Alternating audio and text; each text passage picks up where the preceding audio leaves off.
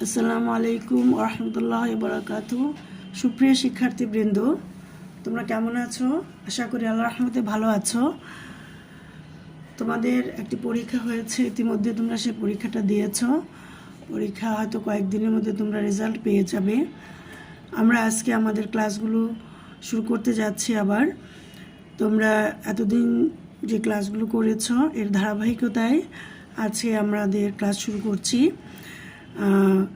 আমরা ইসলাম শিক্ষার দ্বিতীয় অধ্যায়ের ইসলাম ও ব্যক্তিগত জীবন দ্বিতীয় অধ্যায়, এই অধ্যায়টি আমরা শুরু করেছিলাম।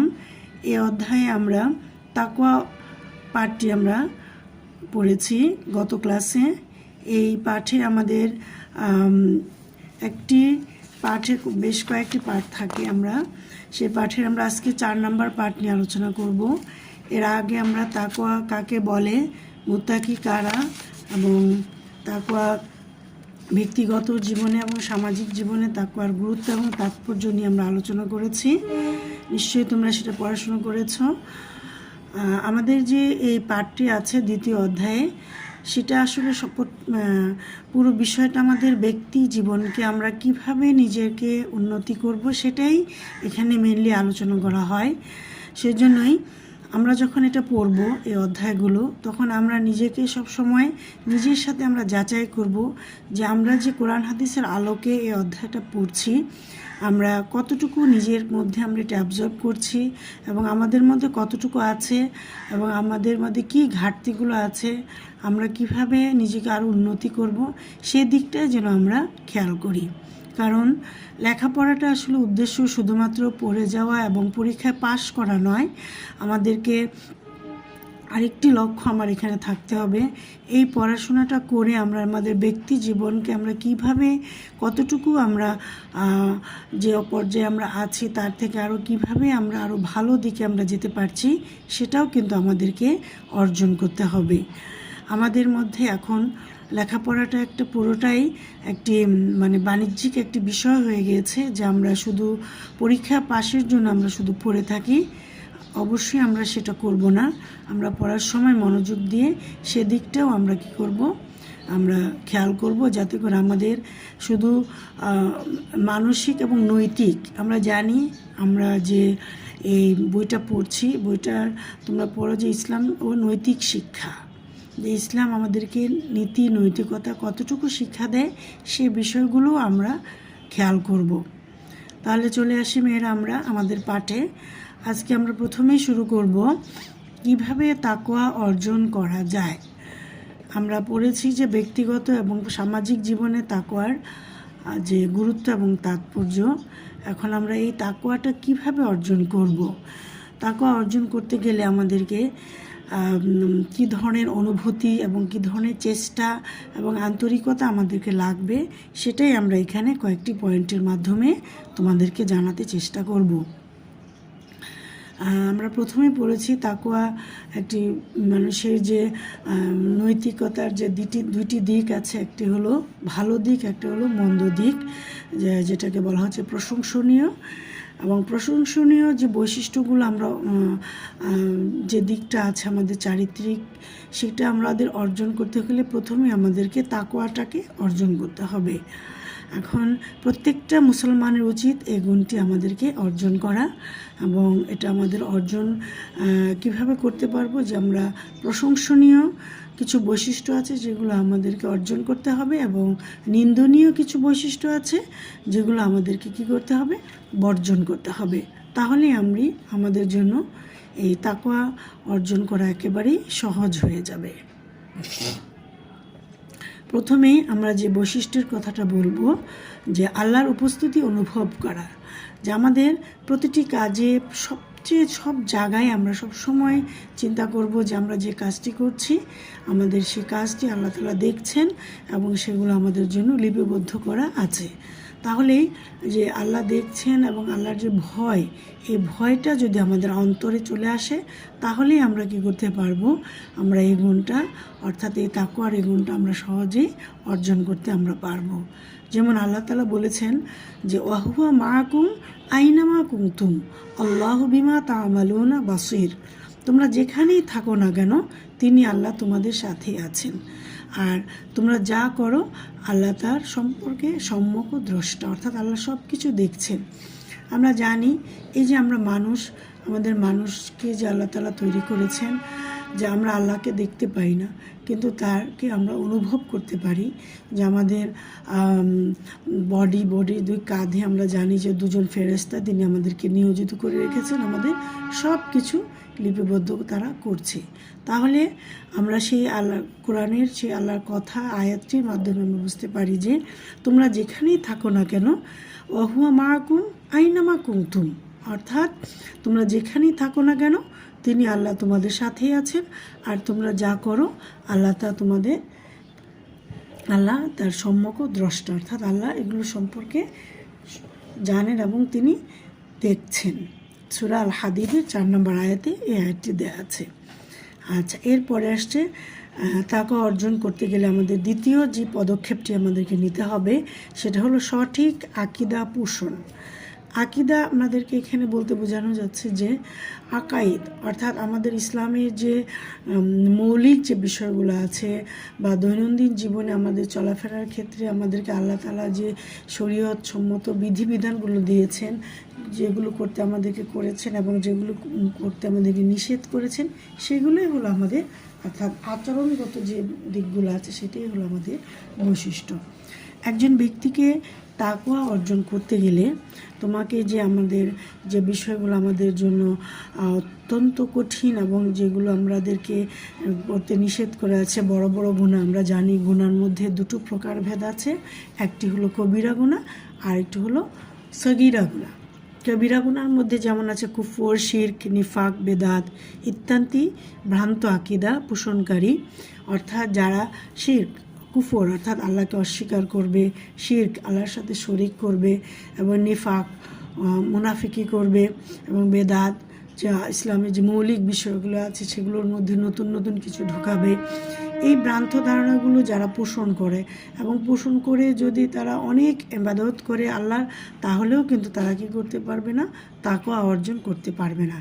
এই যে ভ্রান্ত বিষয়গুলো আছে তাকওয়া, শিরক, কুফর, এগুলো তাকে অবশ্যই বাদ দিতে হবে।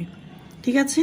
তো মেয়েরা, তাহলে আমরা তাকওয়ার যে দুটো বিষয় আমরা দেখলাম, যে প্রথম হলো আল্লাহর উপস্থিতি তাকে অনুভব করতে হবে অন্তর থেকে, দ্বিতীয় হলো সঠিক আকীদা পোষণ করতে হবে। এরপরে আসছে তৃতীয় যে বিষয়টি, সেটি হলো আল্লাহর আযাবের ভয়, অর্থাৎ আমরা সবাই ভয় পাই, যে চিন্তা করি যে আল্লাহ আমাদেরকে, আমরা যদি আল্লাহর কথা না শুনি, আল্লাহর বিধান মতো না চলি, আমাদেরকে কি করতে হবে, আল্লাহ আমাদেরকে কঠিন আযাব দিবেন। কিন্তু এটা আমরা শুধু আমাদের মনে মনে আমাদের শুধু বিশ্বাস করলে হবে না, এটাকে আমাদের আন্তরিকভাবে সেটাকে কী করতে হবে, আমাদেরকে মানতে হবে।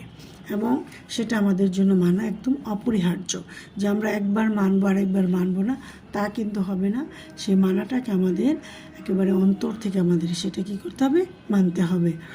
এবং যে কোনো ব্যক্তি এই ভয়ের ঊর্ধ্বে নয়, অর্থাৎ সবাইকেই এই ভয়টা পোষণ করতে হবে। এমনকি আল্লাহ রাসূল, আল্লাহ তার প্রিয়তম রাসূল সাল্লাল্লাহু আলাইহি সাল্লামকে উদ্দেশ্য করে বলেছেন যে ইন্নী আখাফু ইন আসাইতু রাব্বি আযাবা ইয়াউমিন আযীম, যে নিশ্চয় আমি যদি অবাধ্য হই তবে আমি ভয় করি কঠিন দিনের আযাবের। অর্থাৎ তিনি আল্লাহ রাসূল, তারপরেও তিনি সেই ভয়টা পোষণ করেছিলেন যে এটা শুধুমাত্র যে সাধারণ মানুষ করবে তা নয়, প্রত্যেককে। তো মেয়েরা, আমাদের আল্লাহর আযাবের ভয় সম্পর্কে আলোচনা করছিলাম। সেখানে আমরা দেখেছি যে প্রত্যেক মানুষকে আল্লাহর আযাবের যে অন্তরের ভয়, সেটা তো অবশ্যই তাকে পোষণ করতে হবে, এবং এই ভয়ের পোষণ করার মাধ্যমেই সে তাকে অর্জন করতে পারবে। এরপরে আসছে ইমানের সাথে নেক আমল, যে আমরা ইমান অর্থাৎ আল্লাহকে ভয় করব এবং সাথে সাথে আমরা ভালো কাজগুলো আমরা করব। আমরা জানি যে সূরা বাকারার 2 থেকে 4 নম্বর আয়াত এবং সূরা বাকারা 177 নম্বর আয়াত এবং কোরআনের বিভিন্ন আয়াতে এই মুত্তাকির বৈশিষ্ট্যগুলো নিয়ে আলোচনা করা হয়েছে। অর্থাৎ তাকওয়া অর্জন করতে হলে আমাদের কি কি বৈশিষ্ট্য অর্জন করতে হবে সেগুলো নিয়ে আলোচনা করা হয়েছে। যেমন উক্ত আয়াতসমূহ থেকে অবগত হওয়া যায় যে মজবুত ইমানের সাথে বিরতিহীনভাবে সালাত, সাওম, জাকাত, হজ ইত্যাদি ফরজ ইবাদত পালন এবং অন্যান্য নেক আমল নিষ্ঠার সাথে সম্পন্ন করার মাধ্যমে তাকওয়া অর্জন করা সম্ভব।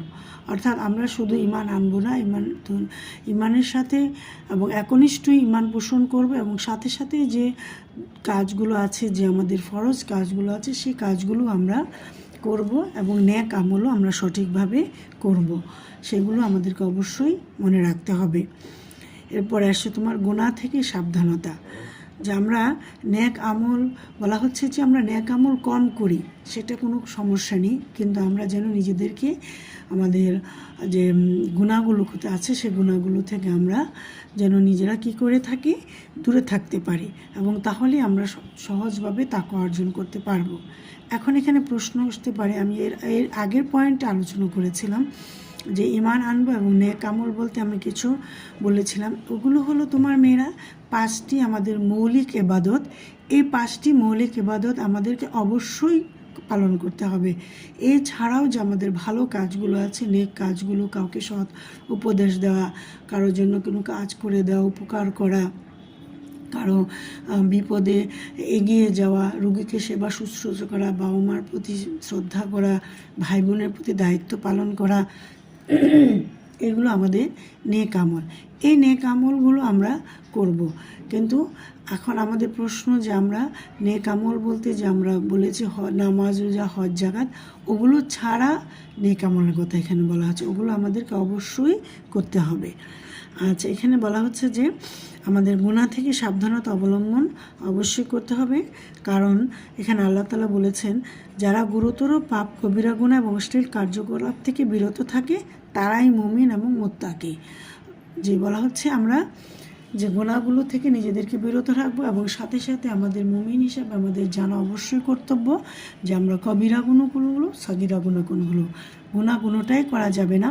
তবে আমাদেরকে সগীরা গুনাহ যদি আমাদের কোনো কারণে ভুল ত্রুটি হয়ে যায় সেগুলো আল্লাহ ক্ষমা করে দিবেন, কিন্তু কবিরা গুনাহগুলো আল্লাহ তাআলা কখনোই তওবা করা এবং আল্লাহর খালেস নিয়তে আল্লাহর কাছে মাপ না চাইলে সেটা আল্লাহ তাআলা কী করেন না, ক্ষমা করেন না। আচ্ছা, এরপরে আসছে তোমার যে পদক্ষেপটি আছে তাকওয়া অর্জনের হালাল সমূহ গ্রহণ। অর্থাৎ আমাদেরকে অবশ্যই হালাল উপার্জন করতে হবে, হারামকে বর্জন করতে হবে এবং হালাল ছাড়া কখনোই কোনো ইবাদত কবুল হয় না এবং হালাল ছাড়া আমাদের যে ইবাদতগুলো অবশ্যই কবুল হওয়ার যে মাধ্যম আছে হালাল পন্থা, আমাদেরকে রিজিক অন্বেষণ করতে হবে এবং আমাদেরকে সেই মোতাবেক জীবন পরিচালনা করতে হবে। আর পরের পদক্ষেপটি হলো হারাম ও বদ অভ্যাস বর্জন। তোমাদেরকে আমি আগেই বলেছি মেয়েরা, আমাদের ফার্স্ট পার্টের অধ্যায় একটা আছে যে আমাদের হারাম যে কাজগুলো আছে সেটা হলো যে প্রতারণা, গীবত, হিংসা, বিদ্বেষ, এগুলো আমাদেরকে কী করতে হবে, বর্জন করতে হবে। যে আমরা শুধুমাত্র হারাম পানীয়, খাদ্য, পরিধেয়, বস্ত্রণ বর্জন করব না, আমাদের সাথে সাথে মানুষের গীবত করা, প্রতারণা করা, তারপর লোভ, ক্রোধ, হিংসা, এগুলো থেকেও আমাদেরকে কী করতে হবে, নিজেদেরকে বিরত রাখতে হবে। সর্বোপরি যে কথাটি এখানে বলা হচ্ছে সেটা হলো যে আমরা সুন্নতকে অনুসরণ করতে হবে। অর্থাৎ আল্লাহ রাসূল যে মোতাবেক জীবনযাপন তিনি করে গিয়েছেন সেগুলো আমরা আল্লাহ রাসূল করেছেন, তার দেখানো পথে সাহাবাগণ করেছেন। এরপরেও যে মুমিন মুত্তাকিন বর্তমান পৃথিবীতে আছেন তারা যেভাবে জীবনযাপন করেন ঠিক সেভাবেই আমাদেরকে আমাদের জীবন যদি আমরা পরিচালনা করি তাহলেই আমরা কি করতে পারবো, তাকওয়াটা আমরা অর্জন করতে পারবো এবং ব্যক্তি জীবনকে আমরা পরিশুদ্ধ করতে পারবো। তাহলে আমরা কি পেলাম মেয়েরা, যে তাকওয়া অর্জনের যে কিছু মাধ্যমগুলো আছে সেটা আমাদের অনুধাবনমূলক কিছু প্রশ্নে আসে যে তাকওয়া অর্জনের উপায়গুলো কি কি। এগুলো আমাদের এখানে ছোট যে পয়েন্টগুলো আছে, যে আল্লাহর উপস্থিতি অনুভব করতে হবে, সঠিক আকীদা পোষণ করা এবং আল্লাহর আযাবের ভয়। এভাবে তোমাদের এখানে আমরা 7-8টা দেয়া আছে, আমাদের এখানে 3-4টা আমরা অনুধাবনমূলক প্রশ্ন তো মেয়েরা, 2 নম্বরের প্রশ্ন আমরা 2-3টা পয়েন্ট নিয়েই আমরা যদি আলোচনা করে দেই হাফ পেজের মতো, তাহলে আমাদের মূল কথাগুলো আমাদের যদি চলে আসে তাহলে তোমরা ভালো করবে। আচ্ছা, এরপরে আসছি আমরা কিভাবে আমরা অর্জন করব। এখন তাকওয়াবিহীন জীবনের পরিণতি। এখানে আসলে তাকওয়াবিহীন জীবন বলতে যেটাকে বলা হচ্ছে যে আল্লাহ এবং তার রাসূলের দেখানো পথ থেকে আমরা যদি সরে যাই, সেটাই হলো তাকওয়াবিহীন জীবন। অর্থাৎ আল্লাহর ভয় আমাদের যদি না থাকে, আল্লাহ রাসূলের দেখানো পথে যদি আমরা চলতে না চাই, তাহলেই আমাদের জীবনে বিপর্যয় এবং ধ্বংস আমাদের চলে আসবে। এটাই আমাদের যে আমরা মুমিন মুসলমান যারা আছে, অনেক মুসলমান আছে, আমরা সেই পথে আমরা থাকি না বা আমরা সেই তাকওয়াবিহীন জীবন চালাতেই আমরা কি হয়ে যাই, অভ্যস্ত হয়ে যাই। এটাই আমরা এখানে দেখব যে তাকওয়াবিহীন জীবন পরিচালনা করলে কিভাবে আমাদের জীবনের বিপর্যয়ের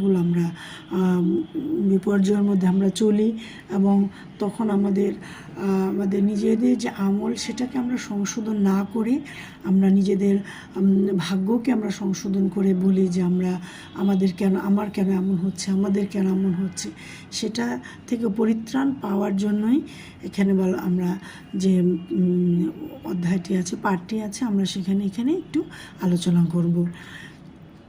প্রথমে বলা হচ্ছে যে তাকওয়াবিহীন জীবনের প্রথম যে পদক্ষেপটা আছে সেটা হলো যে আল্লাহর নৈকট্য লাভে ব্যর্থতা। যে আমাদের মধ্যে যদি তাকওয়া না থাকে, আল্লাহর ভয় না থাকে, তখন আমরা কিছুতেই আল্লাহর নিকট বা নৈকট্য লাভ করতে পারবো না।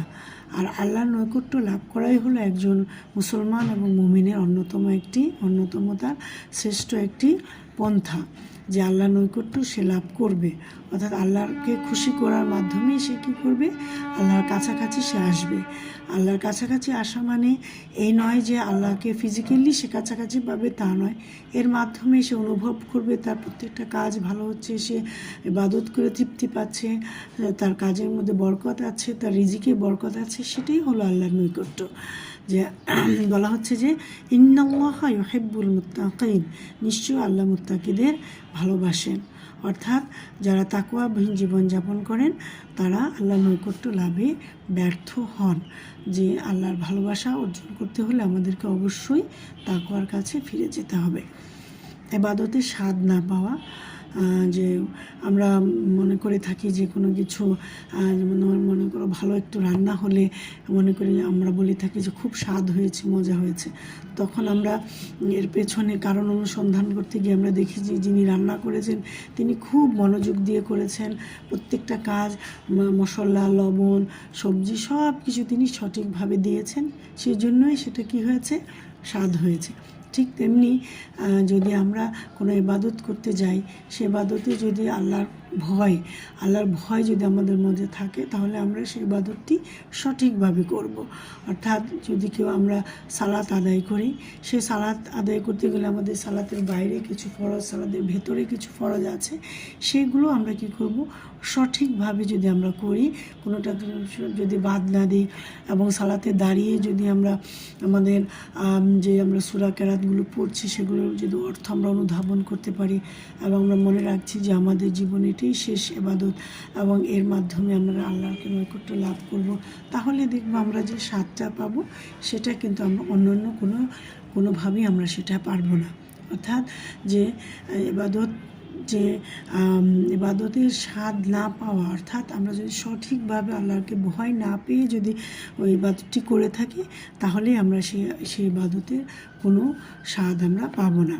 এখানে যেমন আল্লাহ তাআলা বলেছেন যে ওয়ালাকিন ইয়ানালুহুত তাকওয়া মিনকুম, বরং তোমাদের তাকওয়াটুকুই আল্লাহর কাছে পৌঁছে। অর্থাৎ যে আল্লাহর ভয়ে যে আমরা কাজটুকু করব সেটাই আমরা আল্লাহর কাছে পৌঁছবে। এরপরে আসছে ইমানের অপূর্ণাঙ্গতা। তাকওয়া না থাকলে আমাদের ইমান কখনোই পরিপূর্ণ হবে না। যে সূরা মায়েদাতে বলা হচ্ছে যে তোমরা যদি সত্যিকার অর্থে মুমিন হও তাহলে আল্লাহকে ভয় করো। এবং আরেক জায়গায় বলা হচ্ছে যে হে ইমানদারগণ তোমরা আল্লাহকে যথাযথভাবে ভয় করো, যে এবং তোমরা পরিপূর্ণ মুমিন না হয়ে তোমরা কী করো না, মৃত্যুবরণ করো না। বলা হচ্ছে আল্লাযীনা আমানু লা তাত্তাবিউ খুতুওয়াতিশ শাইতান। এভাবে কোরআনের আয়াতে আল্লাহ তাআলা আমাদেরকে যে ইয়া আইয়ুহাল্লাযীনা আমানুত্তাকুল্লাহা হাক্কা তুকাতিহি ওয়া লা তামুতুন্না ইল্লা ওয়া আনতুম মুসলিমুন, যে তোমরা মুমিন না হয়ে তোমরা কি করো না, মৃত্যুবরণ করো না। এরপর আসছে সাফল্য অর্জনের অন্তরায়। যে সাফল্য আসলে আমরা মনে করে থাকি আমরা পরীক্ষা একটা পাশ করলে আমরা কি করে থাকি, যে আমরা বলে থাকি আমরা সাফল্য অর্জিত করেছি। এটা আসলে আমাদের দুনিয়ার ক্ষণস্থায়ী জীবনের একটা আমাদের সাফল্য, কিন্তু আমাদের যে পরকালীন জীবনের যে আমরা সাফল্য আমরা অর্জন করছি, অর্জন করার জন্য যে কাজগুলো করছি সেটা করতে গেলে আমাদের যদিও আমরা মনে করে থাকি যে আখিরাতের সাফল্যই আমাদের শ্রেষ্ঠ, কিন্তু তারপরে আমরা যখন দুনিয়াতে জীবনযাপন করছি আমাদের দুনিয়ার জীবনেরও কোনো কাজের যে সাফল্য সেটা কিন্তু আল্লাহ তাআলা এই তাকওয়ার মাধ্যমে আমাদেরকে দিয়ে থাকেন। এমন হয়ে থাকে যে আমি যদি কখনো কোনো ভালো কাজ করে থাকি, এর মাধ্যমে ভালো ফলাফল যদি আমি পেয়ে থাকি, তাহলে এর মাধ্যমে আমি উৎসাহিত হয়ে আরও ভালো কিছু করে থাকি। এভাবেই কিন্তু বলা হয়ে থাকে। এই জন্যে বলা হচ্ছে যে আমরা অনেক সময় আমরা যারা টিচার, তোমরা যারা স্টুডেন্ট অনেক সময় খারাপ করে থাকো, তখন যদি আমি তোমাদেরকে বকাবকি করি তুমি কেন খারাপ করলে, এইভাবে যদি তুমি খারাপ করো কিছুই করতে পারবে না, তোমার জীবনে কোনো কিছুই হবে না, এইভাবে যদি আমি তাকে স্টুডেন্টটাকে বলে থাকি, তাহলে সেই স্টুডেন্ট কী করবে, সে কিন্তু তার মনের মধ্যে একটা ধারণাই চলে আসবে আমি তো খারাপ, আমার তো ভালো করার কোনো উপায়ই নেই, তার মধ্যে এরকম একটা চিন্তা চেতনা চলে আসবে। সেজন্যই এখন আমি যদি তাকে আরও ইনসিস্ট করি, ভালো করে তাকে কিছু বলি যে তুমি আরও পারবে, তুমি এটা এবার খারাপ করেছো, কী হয়েছে, আরও কিছু করতে পারবে, এভাবে যদি তাকে আমি আর ইনসিস্ট করে তাকে বলে থাকি, তাহলে সে অবশ্যই কী করে থাকবে, সে আরও ভালো করার তার মধ্যে স্পৃহা জন্মাবে। ঠিক তেমনি আমরা যখন কোনো ভালো কাজ করে থাকি আল্লাহ তাআলা আমাদেরকে কী করেন, সে পুরস্কারও কিন্তু তিনি আমাদেরকে দিয়ে থাকেন। যেটা আমরা জাগতিক জীবনে যেমন কোনো পুরস্কার সার্টিফিকেট হয়তো আমরা এমনি পেয়ে থাকি, সরাসরি পাই, সেটাকে আমরা মূল্যায়ন করি বসি, কিন্তু আমাদের পারলৌকিক জীবনে বা দুনিয়ার জীবনে যেগুলো আমরা আল্লাহর তরফ থেকে আমরা এই যে নিয়ামতের মধ্যে ডুবে আছি, সেটা কিন্তু আমরা কী করতে পারি না, বুঝতে পারি না। একজন তাকওয়ান ব্যক্তি কিন্তু বুঝতে পারেন যে আল্লাহ তাআলা তাকে কি দিয়েছেন এবং তিনি কিসের দিকে অগ্রসর হচ্ছেন। তাহলে মেয়েরা তাকওয়াবিহীন জীবনে আমাদেরকে আমরা দেখতে পাই যে ইমানের অপূর্ণাঙ্গতা বিষয়টি যেমন আসছে, তাকওয়া ছাড়া হয় না, ঠিক তেমনি সাফল্য অর্জনের পথেও কিন্তু এটা একটা আমাদের বড় ধরনের বিপত্তি, তাকওয়া না থাকলে। এরপরে আসছে তাকওয়া না থাকলে, অর্থাৎ আল্লাহকে আমি ভয় না পেলে আমি কী করি, সহজেই আমি পাপে নিমগ্ন হয়ে যেতে পারি, অর্থাৎ পাপ কাজ আমার কাছ থেকে খুব সহজেই আমি পাপ করি, যেহেতু আমি আল্লাহকে ভয় পাচ্ছি না, আমি পরকালকে ভয় পাচ্ছি না। এই তাকওয়ার মাধ্যমে আমরা কী করতে পারি, পাপ পঙ্কিলতা থেকে আমরা নিজেকে বিরত রাখতে পারি। যে এরপরে আসছে তোমার রহমত এবং বরকত থেকে আল্লাহ তাআলা বঞ্চিত হয় মানুষ যদি তার মধ্যে তাকওয়া না থাকে। তা এরপরে আসছে সম্মানহীন জীবন, যে সমাজেও সে কী হয়, পরিবার পরিজনের কাছে সামাজিকভাবেও সে কী হয়ে থাকে, অসম্মানিত হয়ে থাকে। এরপরে সর্বশেষ যে বিষয়টি আছে, যেটা একেবারে আমাদের এই দুনিয়ার জীবনে যে সর্বশেষ পরিণতি, পরকালীন জীবনের ব্যর্থতা, অর্থাৎ আল্লাহর ভয় ছাড়া আমরা যে জীবনযাপন করি, তাহলে আমরা কী করবো, অটোমেটিক্যালি পরকালীন জীবনে যে আমাদের ব্যর্থতাটা, অর্থাৎ পরকালীন জীবনে যে আমাদের যে সুখ শান্তি, জান্নাত এবং জাহান্নাম আছে, জান্নাতে আমরা যেতে পারবো না, জান্নাতের বিপরীত হলো জাহান্নাম, অর্থাৎ জাহান্নামে আমাদেরকে সারা জীবন কী করতে হবে, আগুনে জ্বলতে হবে। এই যে বিষয়টি আমাদের আছে, অর্থাৎ পরকালীন জীবনকে আমাদের সুন্দর এবং শান্তিময় এবং অফুরন্ত যে আমাদের সুখ শান্তির পেতে গেলে আমাদেরকে কী করতে হবে, তাকে অবশ্যই অবলম্বন করতে হবে। তাহলে মেয়েরা, আমরা এতক্ষণ আলোচনা করলাম যে তাকওয়া আমরা কীভাবে অর্জন করব এবং তাকওয়াবিহীন জীবন আমাদের কী ধরনের পরিণতি এবং তাকওয়াকে অবলম্বন করলে আমাদের জীবনে কী ধরনের সফলতা আসবে, এ সম্পর্কে আমরা এতক্ষণ আলোচনা করলাম। এখন মেয়েরা আমরা চলে আসছি পার্ট নাম্বার 5 সেদ, অর্থাৎ সত্যবাদিতা নিয়ে আলোচনা করব। এখন আমরা সত্যবাদিতা এবং মিথ্যা এগুলো সম্পর্কে তোমরা, আমি আসলে এই অধ্যায়ে যে পদগুলো পড়ছি, তোমরা এগুলো সম্পর্কে ক্লাস 6-7 থেকেই মেয়েরা আরও আগে থেকেই তোমরা পরিচিত, কারণ এগুলো হলো মানুষের জীবনে এমন একটি মৌলিক বিষয় যেগুলো আমরা চর্চা করতে করতেই আমাদের মধ্যে এগুলো আমাদের মাঝে আসবে। আর আমাদের ইসলাম হলো এমন একটা বিষয়, সেটা হলো অনুশীলনের চর্চা।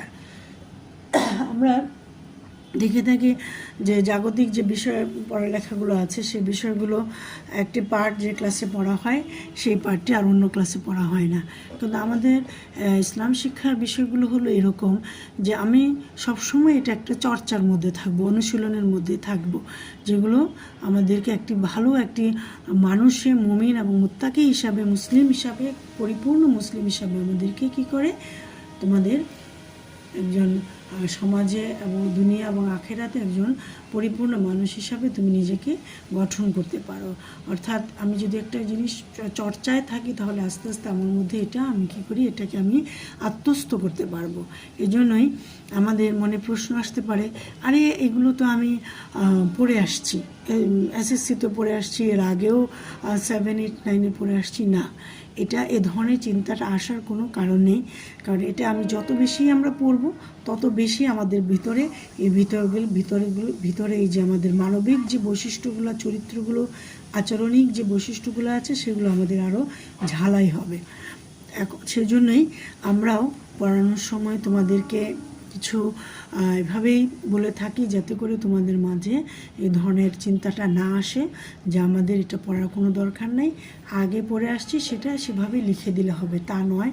মেয়েরা, ইসলামের যে বিষয়গুলো আছে, কোরআন এবং হাদিস, এগুলো এত বেশি বিস্তৃত, তুমি যত বেশি পড়বে তত বেশি এটা আরও জানতে পারবে, আরও বুঝতে পারবে। যে কিছু মৌলিক যে কোরআনের আয়াতগুলো আছে, সেগুলো আমরা অবশ্যই একই পাবো।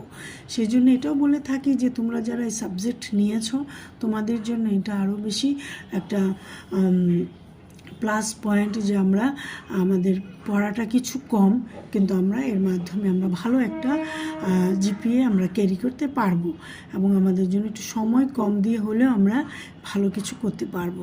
কিন্তু তার মানে এ নয় যে কম পড়তে হবে, তোমরা অবশ্যই পড়বে, না পড়লে কিন্তু এটা চর্চা থাকবে না। এবং তোমরা এখন 11-12 ছাত্রী, তোমাদেরকে অবশ্য ওভাবেই কিন্তু নিজেদেরকে তৈরি করতে হবে। এসএসসির যে লেভেলে পড়াশোনাটা তোমরা করেছো, সেই লেভেলে যদি তোমরা পড়ো, পরীক্ষা দাও, লিখো, তাহলে কিন্তু তোমরা সেই মার্কসটা পাবে না। তোমাদেরকে বইয়ের থেকে, নিজের চিন্তা চেতনা থেকে আরও সেটাকে আরও ডেভেলপড করে, মডিফাই করে কিন্তু আরও লিখতে হবে। কারণ তোমরা এখন একটা কলেজ লেভেলে চলে আসছো। এসএসসি স্কুল লেভেলের পড়াশোনা একরকম, কলেজ লেভেলের পড়াশোনা কিন্তু আরেক রকম, বা কিছুটা আরেকটু তোমাকে তথ্য দিয়ে সেটাকে কী করতে হবে, সমৃদ্ধ করে লিখতে হবে। যে তুমি আজকে শীত সম্পর্কে যদি আমাদের কোনো উদ্দীপক আসে, সেখানে তোমাকে কমপক্ষে 3 থেকে 4টা কোটেশন তোমার সহিত সেখানে দিতে হবে। তোমাদেরকে মেয়েরা বলে রাখি, এখানে আরবি যারা আমরা শিক্ষক এবং যারা বই লিখেছে, তারা বই কোরআন এবং হাদিসের আলোকে লিখেছে। তোমরা স্টুডেন্ট, তোমরা একজন মুসলিম হিসাবে অবশ্যই কোরআন পারো, সেটা আমার দৃঢ় বিশ্বাস। এবং সেই কোরআন পড়ে কোরআনের আয়াতটি পড়ে বাংলাটা তোমরা বুঝবে, তাহলে তোমরা বাংলাটা বুঝে যদি পড়ো, তাহলে তোমাদের জন্য সেটা আরও বেশি ভালো হবে এবং সেটা লিখবে। এবং কয়েকটি আয়াত আমাদের বারবারই চলে আসতেছে, সেটা তোমাদের জন্য আরও ভালো। কারণ আমরা যেমন ধরো কোনো একটি প্রশ্ন আমরা লিখতে গেলে বা কোনো কিছু একটা আমরা কাজ করতে গেলে, যে মনে করেন একটা ভালো একটা আমি ভেজিটেবল বা একটা তোমাকে একটা কারি রান্না করবো, কিন্তু সেখানে যদি মনে করো সব কিছু আমি ভালো দিলাম, কিন্তু আমি আমাদের যে একেবারে মোস্ট ইম্পর্ট্যান্ট একটি উপাদান লবণ আমি দিলাম না, তাহলে কিন্তু তোমার সেই কারিটা ভালো হবে না, তাই না? সেই জন্য আমি বলছি যে তুমি অবশ্যই এটা হলো এরকম যে তোমাকে এটা এমন একটা ইম্পর্টেন্ট যে আমার 3 নাম্বার এবং 4 নাম্বার প্রয়োগ এবং উচ্চতর দক্ষতার মধ্যে তোমাদেরকে এই কোটেশনগুলো তোমাদেরকে অবশ্যই দিলে সেটা তোমার অনেক ভালো মার্কস আসবে। আচ্ছা, তাহলে আমরা যেটা আলোচনা করছিলাম যে সত্যবাদিতা অর্থাৎ সিদ সম্পর্কে। সিদ একটি আরবি শব্দ, এটার অর্থ হলো তোমার সত্যবাদিতা। সাধারণভাবে সত্য বলার অভ্যাস কিংবা অভ্যস্তরূপে সত্য বলাকে সত্যবাদিতা বলে।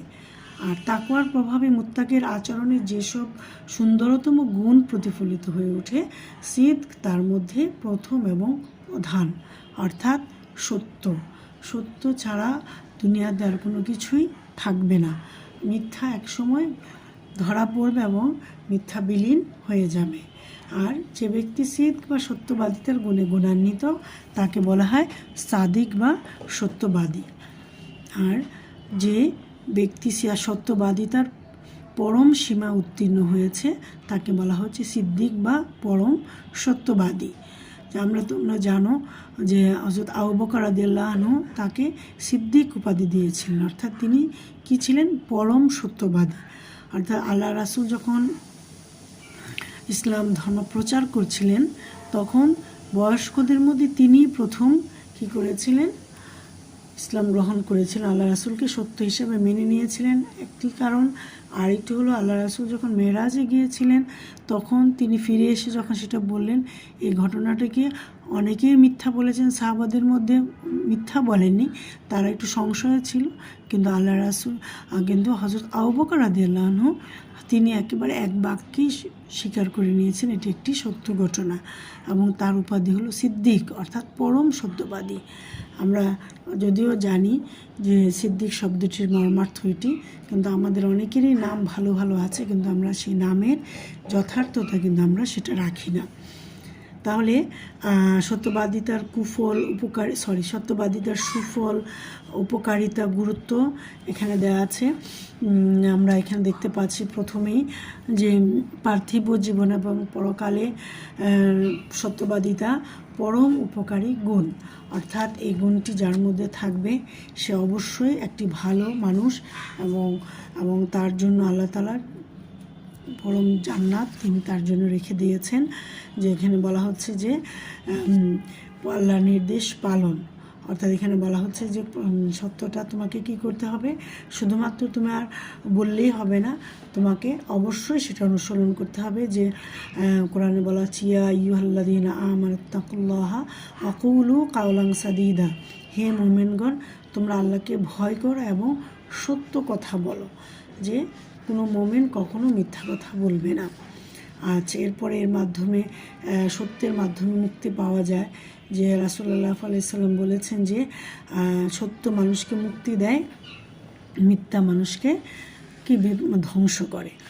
তারপরে আসছে তোমার, আমরা এখানে বিষয়গুলো আমরা আলোচনা করতে গেলে অনেক কিছুই আলোচনা করা যাবে সত্যতা নিয়ে, সত্যবাদিতা নিয়ে, যে ব্যক্তি বিবেক বিরোধী এবং বাস্তবতা বিবর্জিত কথা বলা ও কাজ করা গ্লানি থেকে মুক্তি পায়। কোনো মানুষ হলো সত্যের বিপরীত অর্থাৎ মিথ্যা কথা সে বলে কিন্তু মানুষ কখনো কি হয় না, সে শান্তি পায় না। একটি সত্য কথা বললে বিপদ হলেও সে শান্তিতে থাকে। আচ্ছা, এরপর আসছে জান্নাত লাভ, অর্থাৎ সত্যের যে উপকারিতা এবং সত্যবাদিতা মানুষের পরকালীন জীবন সুখময় সফল হয় নিশ্চয়তা দান করে। যেমন আল্লাহ তাআলা বলেছেন, এই হচ্ছে সেই দিন যেদিন সত্যবাদীরা তাদের সত্যবাদিতার জন্য কল্যাণ লাভ করবে, তাদের রয়েছে এমন জান্নাত যার তলদেশে স্রোতধারা ঝর্ণা প্রবাহিত হবে। এরপরে আছে আমল সংশোধন, যে সত্যবাদিতায় আমল সংশোধিত হয় আমরা মানুষেরা বিভিন্নভাবে আসলে কাজ করতে গেলে বিভিন্ন ধরনের আমাদের ভুল ত্রুটি হয়, মুসলিমদের বা মুমিনদের সবারই ভুল ত্রুটি হয়। সে ভুল ত্রুটিগুলি তোমার এর মাধ্যমে অর্থাৎ সত্য কথা বলার মাধ্যমেই বিভিন্ন ভুল ত্রুটি আল্লাহ তাআলা কী করে দেন, আমাদের জন্য সংশোধন করে দেন। এই যে দেখো একটা কথা, সেই কথাটা কিন্তু আমি নিজেও জানতাম না, এই পড়ানোর মাধ্যমেও কিন্তু আমি সেটা জেনেছি। আমরা এতদিন জেনেছি যে দান খয়রাতের মাধ্যমে আল্লাহ তাআলা মানুষের বিভিন্ন ধরনের দুষ্ত্রুটি ক্ষমা করে দেন, তার হায়াত বাড়িয়ে দেন, তার বিভিন্ন বিপদ আপদ থেকে তিনি উদ্ধার করেন। এখানে দেখো কত সুন্দর কথা বলা আছে যে তার আমলের যে দুষ্ত্রুটিগুলো আছে সেগুলোও তিনি কী করেন, সত্য কথা বলার মাধ্যমে তিনি দূর করে দেন। যেমন কোরআনে বলা আছে কুলু কাওলান সাদিদা ইউসলিহ লাকুম আমালাকুম, তোমরা সত্য কথা বলো, এতে তোমাদের আমলসমূহ সংশোধিত হবে। যে সত্য কথা বলতে হবে।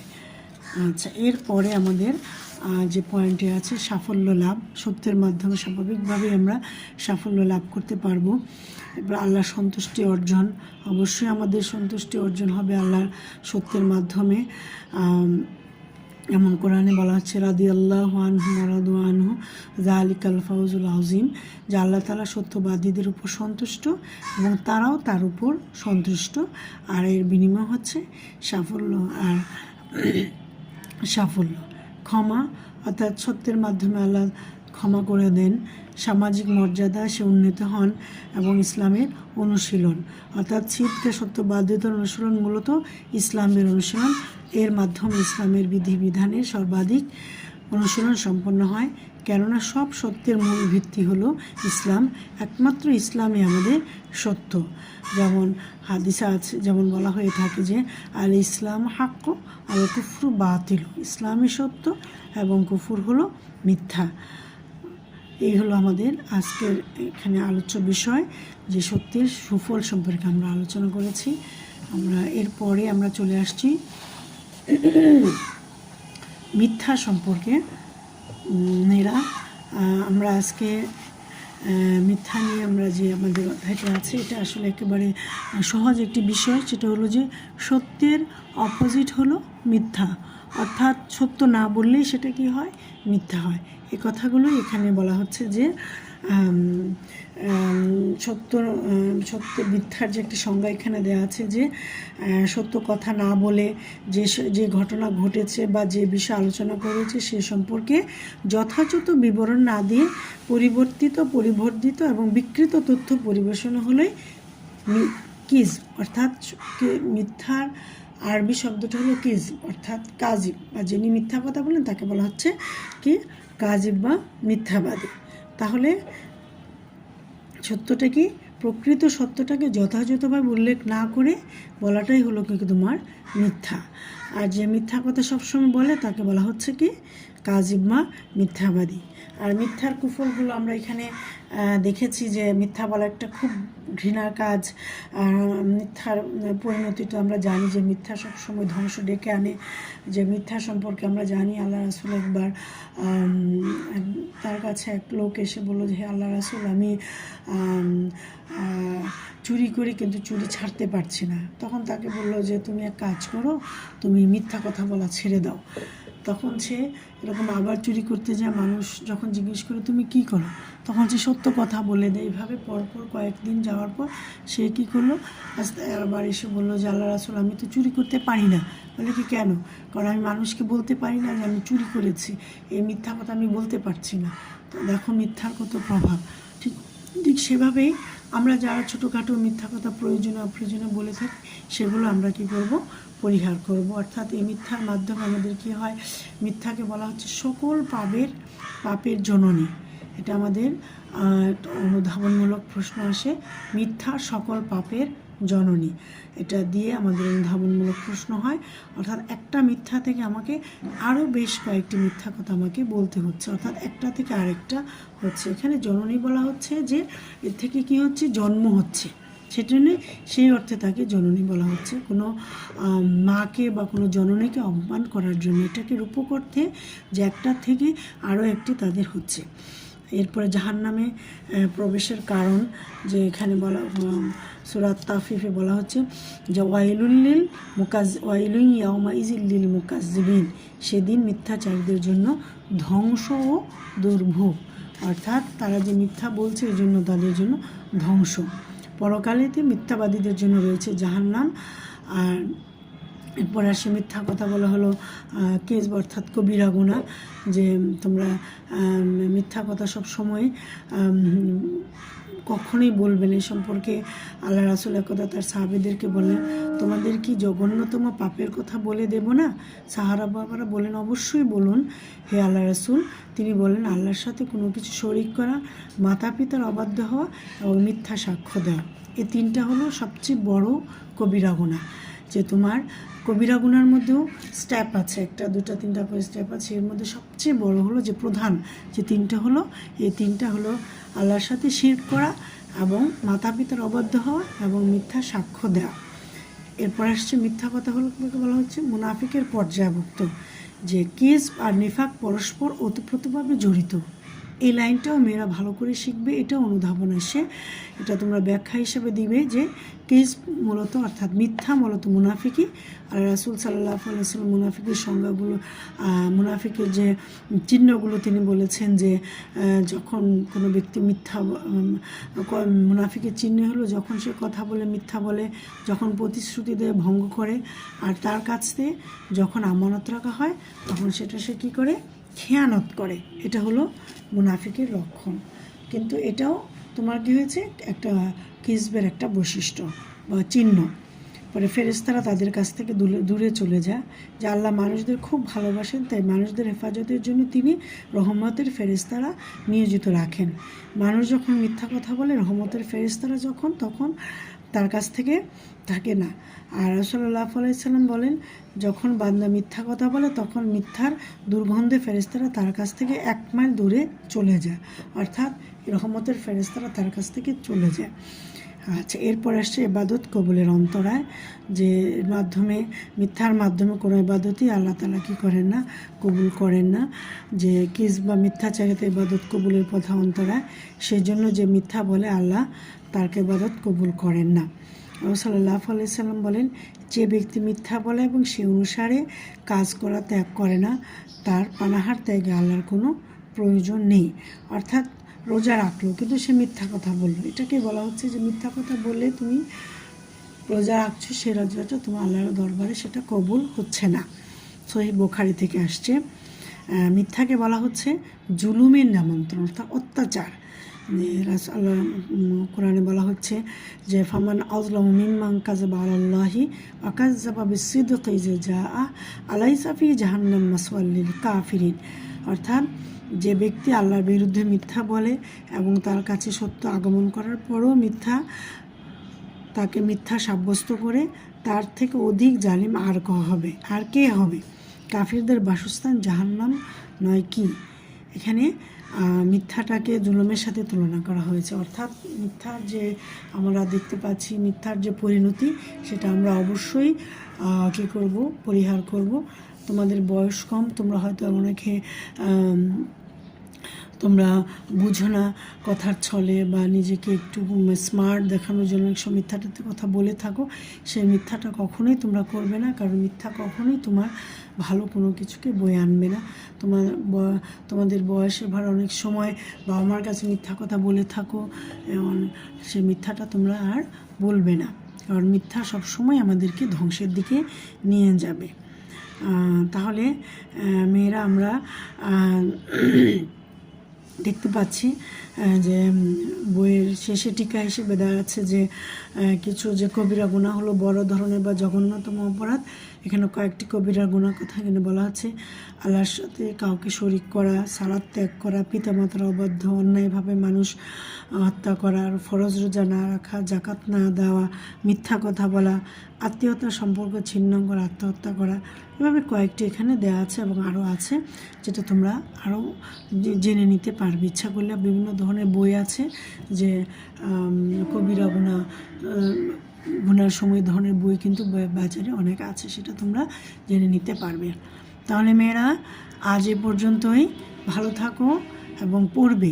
না পড়লে কিন্তু মেয়েরা এগুলো যত সহজেই হোক খাতায় লিখতে গেলে তোমার জানা থাকলে তুমি ভালো করে লিখতে পারবে। পরীক্ষার হলটা যেহেতু একটা নির্দিষ্ট সময়, সেহেতু তোমাদেরকে ওভাবেই তোমাদের প্রস্তুতিটা নিতে হবে। তো ভালো থাকো মেয়েরা। আসসালামু আলাইকুম ওয়া রাহমাতুল্লাহ।